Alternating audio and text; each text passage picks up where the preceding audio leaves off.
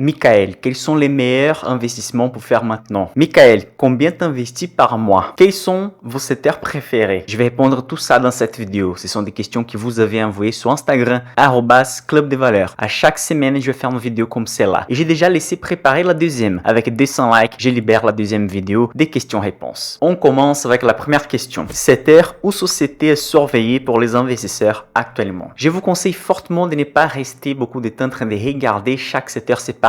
Ce que j'ai fait et la majorité des fonds d'investissement rentables font et des investisseurs rentables font aussi, comme Peter Lynch fait, Shaughnessy, l'investisseur américain qui bat les marchés depuis plusieurs années. On va créer un e-screener, un filtre. On a par exemple sur les marchés américains 9000 sociétés. Donc on va avoir un site gratuit. J'ai déjà expliqué ça dans mon ebook. Vous pouvez le télécharger. On a une liste de 9000 sociétés. On va établir des critères financiers comme par exemple des sociétés pas endettées, des sociétés avec un prix intéressant, des sociétés qui ont une rentabilité forte, qui font des réinvestissements, qui font des bénéfices. Donc, on va filtrer tout ça et des 9000 sociétés, on commence à tomber à une liste des 150 sociétés, une centaine de sociétés. Et parmi cette centaine de sociétés, on va analyser dans ces cas chaque secteur. Probablement, sur les secteurs industriels, on va avoir 4, 5 ou 6 options. Et donc, on va choisir une ou deux sociétés pour composer dans notre portefeuille. On peut gagner de l'argent comme ça parce qu'on peut trouver des sociétés hyper intéressantes, même des secteurs oubliés. Par exemple, avec les taux d'intérêt en augmentation, tout le monde a laissé tomber les investissements immobiliers aux États-Unis. Et bon, Two Brothers, société américaine que j'ai recommandé à mes clients, elle a plus de 150% de plus-value, même en faisant un investissement dans la pire période des taux d'intérêt. Michael, quelles sont les meilleures stratégies pour diversifier un portefeuille? Il n'y a pas de stratégie pour diversifier un portefeuille. Il y a une stratégie qui s'adapte à votre réalité. Par exemple, vous voulez être un investisseur complètement passif, vous voulez pas choisir vos sociétés, vous voulez passer le minimum de temps possible sur vos investissements. Une stratégie à ETF serait plus recommandée. Maximum, une stratégie à dividende qui on peut gérer de façon assez passive aussi. Mais sinon,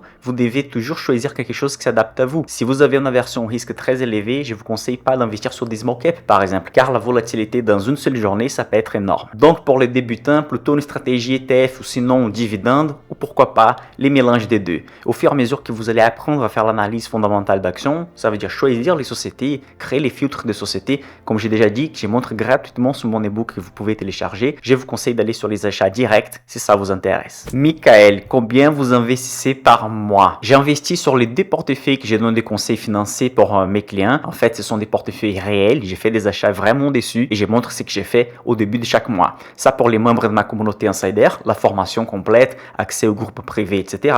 Mais il y a aussi les abonnés au suivi des portefeuilles. C'est un programme où vous payez. Vous pouvez payer maintenant, par exemple, pour avoir accès à mes portefeuilles. Les liens seront dans la description de la vidéo. J'ai fait des investissements mensuels qui varient entre 800 € et 2000 €. Ça dépend de la période de l'année et s'il y a plus d'opportunités. Dans mon portefeuille personnel, je préfère ne pas citer ici. À ce moment, je vis au Brésil et monsieur Bandit, kidnapper quelqu'un à cause de l'argent, c'est un crime grave. Donc, à cause des questions personnelles de sécurité, je préfère ne pas citer mon patrimoine ou quelque chose d'autre. Mais actuellement, sur les deux portefeuilles qui sont publics, j'ai fait des investissements qui varient dans cette tranche que je viens de citer. Les day trading, stratégie viable ou c'est un jeu? Je vais vous répondre directement. Pour moi, c'est un jeu si appliqué par un particulier qui connaît rien du sujet. Et même pour quelqu'un qui connaît les sujets, il faut laisser pour les professionnels. Il y a plein de recherches qui montrent que c'est de la perte de l'argent et des temps de faire des day trading. Investir sur des sociétés, c'est d'acheter une partie d'un business. Acheter une société peut être partenaire de long terme et pas regarder simplement un graphique. Est-ce que les graphiques peuvent confirmer les volumes, la liquidité et aider la prise de décision? Peut-être. Sur un investissement de 20 ans, c'est négligeable l'avantage que ça peut donner ou même l'inconvénient que ça peut donner en faisant s'écarter d'une bonne société parce que simplement les volumes ont changé. Mon conseil ici pour tous, si vous voulez aller loin en bourse, c'est mieux de passer votre temps sur l'apprentissage de l'analyse fondamentale à la place de faire quelque chose d'autre comme le day trading. Michael, quelle influence des réseaux sociaux sur les décisions d'investissement? Ça, c'est une bonne question. Surtout parce que les portefeuilles que j'ai construits pour mes clients, j'ai fait ça publiquement sur YouTube. Si vous êtes un abonné, même pas un client, vous avez vu, si vous étiez abonné à l'époque, comment j'ai construit un portefeuille à dividendes devant vous et un portefeuille Dollar Master, un portefeuille des small cap américaines. Ensuite, évidemment, j'ai enlevé les vidéos de YouTube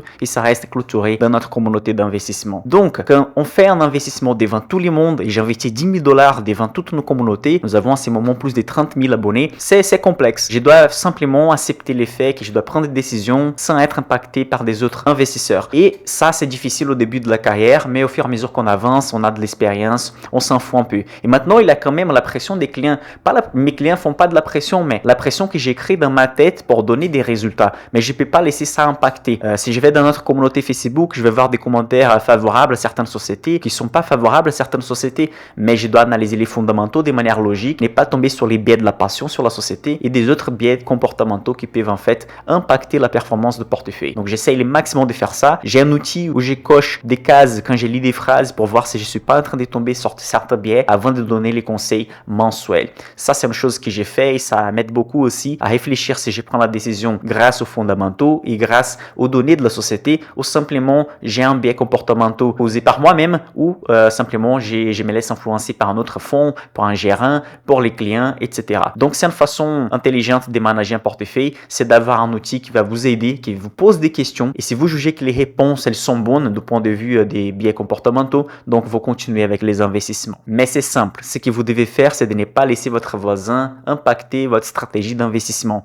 Surtout si vous connaissez à fond votre stratégie. Si vous connaissez pas à fond votre stratégie, si vous savez pas comment acheter et vendre, comment manager les portefeuilles, ça va être compliqué. Restez connecté sur ma chaîne parce qu'ici, je parle beaucoup de ces sujets. Investissement durable. On doit sacrifier la rentabilité pour prendre en considération les questions sociales et de l'environnement. Ça, c'est une question très importante. Et moi, j'ai construit un e-book surtout pour parler de ces sujets. Comment investir de manière responsable et rentable. Vous pouvez télécharger dans la description de cette vidéo. Vous allez voir l'image de cet e-book ici. J'ai créé cet e-book justement pour montrer qu'on peut avoir des rentabilités importantes, même en prenant en compte la question sociale. Malheureusement, beaucoup d'ETF vont dire qu'ils sont sociaux, ils vont prendre en compte l'environnement, mais il y a des choses cachées ou certaines sociétés qui sont polémiques quand même dedans. Donc, si ça vous gêne, je vous conseille fortement de choisir vos actions par vous-même. Vous pouvez regarder les polémiques précédentes de la société sur l'internet en cherchant des news sur les marchés. Mais il y a des ETF intéressants et surtout des sociétés intéressantes qui travaillent avec l'environnement. Les sociétés, par exemple, qui travaillent avec les traitements d'eau aux États-Unis ou même en Europe ou qui vont travailler avec des déchets. Ça, c'est très intéressant et beaucoup de sociétés ont des bons fondamentaux. Si vous avez bien aimé ces formats, laissez un commentaire ci-dessus. On se voit sur la partie numéro 2 après 200 likes.